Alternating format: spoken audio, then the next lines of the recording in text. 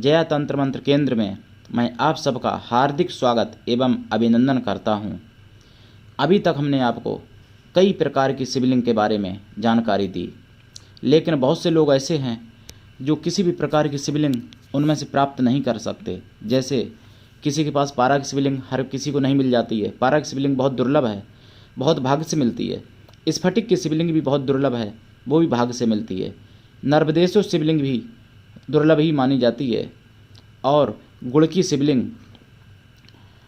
बनाई जा सकती है, लेकिन उसमें बहुत से लोगों को अजीब लगेगा क्योंकि यूट्यूब पे अभी तक किसी ने नहीं डाली गुड़ की शिवलिंग। और तिरअन्न की शिवलिंग रोगनाश के लिए है बताया था, अभीष्ट सिद्ध के लिए तिल की शिवलिंग बताया था, वंश वृद्धि के लिए बांस की शिवलिंग, भूमि भवन वाहन सुख प्राप्ति के लिए फूलों की शिवलिंग।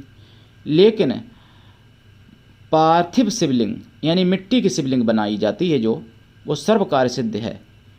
मिट्टी की शिवलिंग यानी पार्थिव शिवलिंग के बारे में 18 पुराणों में कथाएं भरी पड़ी हैं। जब 16,100 कन्याएं बंद थीं, भौमासुर राक्षस जो बंद कर रखा था भौमासुर राक्षस ने, भौमासुर राक्षस का एक प्रण था कि जब 20,000 कन्याएं हो जाएंगी तब सबके साथ में विवाह करूंगा। लेकिन भगवान कृष्ण ने 16,100 हो पाई तभी भौमासुर को मार दिया और उन कन्याओं को सबको मुक्ति दिला दी। तो जो वो कन्याएं थीं वह जेल के अंदर मिट्टी की शिवलिंग बना के और शिव की पूजा करके और शिव से भगवान कृष्ण को पति रूप में प्राप्ति करने का आशीर्वाद मांगा करती थी। ये भागवत में वर्णित है। पार्वती माता ने भी सबसे पहले खेल खेल में मिट्टी की ही शिवलिंग की बना के और पूजा की थी।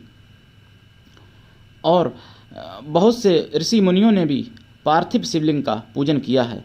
आज भी बहुत से ऐसे विद्वान लोग हैं जो कोई 108 पार्थिव शिवलिंग, कोई 1000 पार्थिव शिवलिंग, कोई 1.25 लाख तक, और यहाँ तक कि कोई तो ऐसे हैं कि 1.25 करोड़ तक पार्थिव शिवलिंग का निर्माण करवा के और उनका पूजन करके और विसर्जन करते हैं।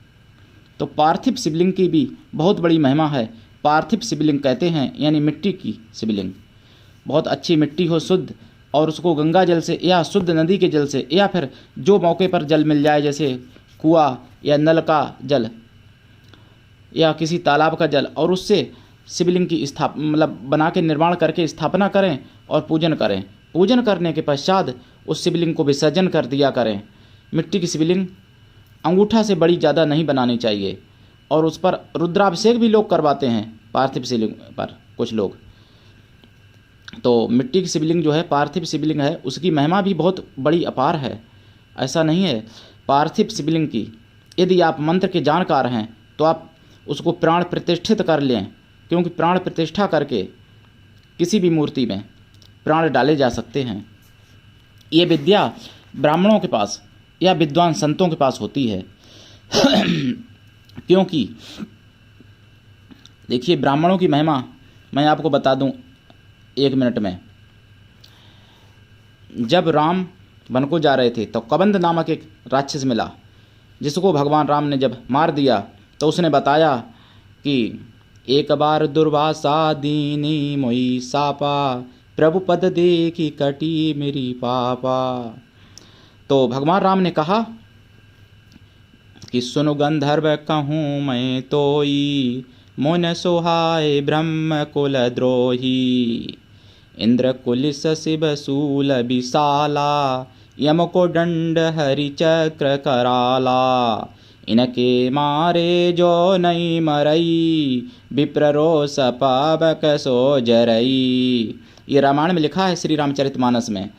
तो उसने कहा कबंध नामक राक्षस ने कि मैं एक बार निर्वस्त्र स्नान कर रहा था जल में, तो दुर्वासा ऋषि ने मुझे श्राप दे दिया। भगवान राम ने कहा कि गंधर्व मैं आपको सत्य बताता हूँ, मुझे ब्राह्मण का द्रोही कभी नहीं प्राप्त कर सकता। मुझे नहीं अच्छा लगता है जो ब्राह्मण की बुराई करता है, ब्राह्मण की निंदा करता है, वो मुझे अच्छा नहीं लगता।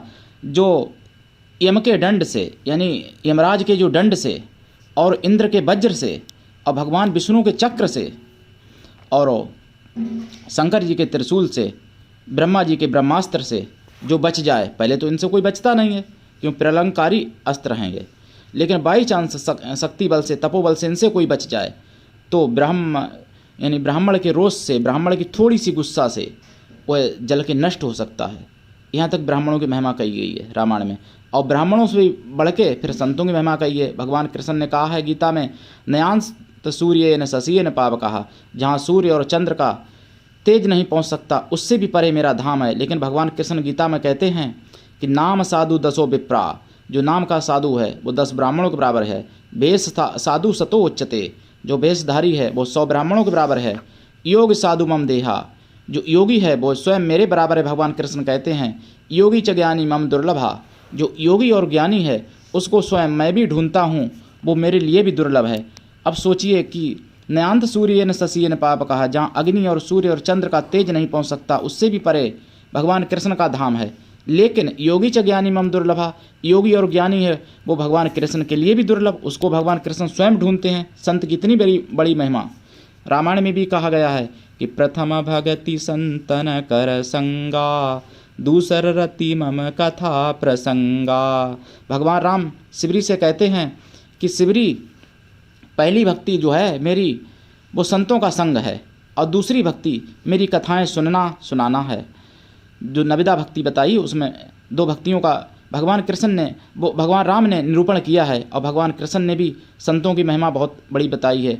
तो आप राम और कृष्ण दोनों ही लोग, दोनों ही शक्तियाँ, दोनों ही भगवान संतों की महिमा को बताते। और 2 ही नहीं, जितने महापुरुष अभी तक आए, जितने अभी तक अवतारिक शक्तियाँ आई, और जितने अन्य धर्मों में भी लोग आए हैं महापुरुष, उन्होंने भी संतों की महिमा का गुणगान किया है। संतों की महिमा बहुत अपार है, और संतों से भी ज़्यादा गुरु की महिमा है। बिना गुरु के उद्धार नहीं होता है। तो मैंने आपको बताया मिट्टी की शिवलिंग के बारे में। मिट्टी की शिवलिंग की बहुत बड़ी अपार महिमा है। प्राण प्रतिष्ठा करने की विद्या संतों के पास है या ब्राह्मणों के पास है, मैंने आपको बताया। चाणक्य नीति में भी चाणक्य ने लिखा है, शैले शैले न माणिक्यम मुक्तम न गजे गजे, साधुम न व्याप्तम सर्वस्त्रम चंदनम न बने बने। शैले शैले न माणिक्यम, शैल कहते हैं पर्वत को। जैसे प्रत्येक शैल में, प्रत्येक पर्वत में मणि नहीं होती है, और प्रत्येक गज में, यानी गज माने हाथी, प्रत्येक गज में गजमुक्ता नहीं होता है। गजमुक्ता बहुत कीमती वस्तु होता है। मणि जैसे सर्प में होती है, ऐसे ही गजमुक्ता होता है गज के अंदर, तो वो प्रत्येक गज में नहीं पाया जाता। इसी तरीके से प्रत्येक वन में चंदन नहीं मिलता है, और प्रत्येक जगह पर साधु नहीं मिलते हैं। ये चाणक्य नीति में लिखा है स्पष्ट। तो जो पूर्ण संत होते हैं, या जो थोड़ा भी ज्ञान रखते हैं संत, वास्तविक सच्चा ज्ञान, उनको मालूम है कि प्रतिष्ठा कैसे करनी चाहिए।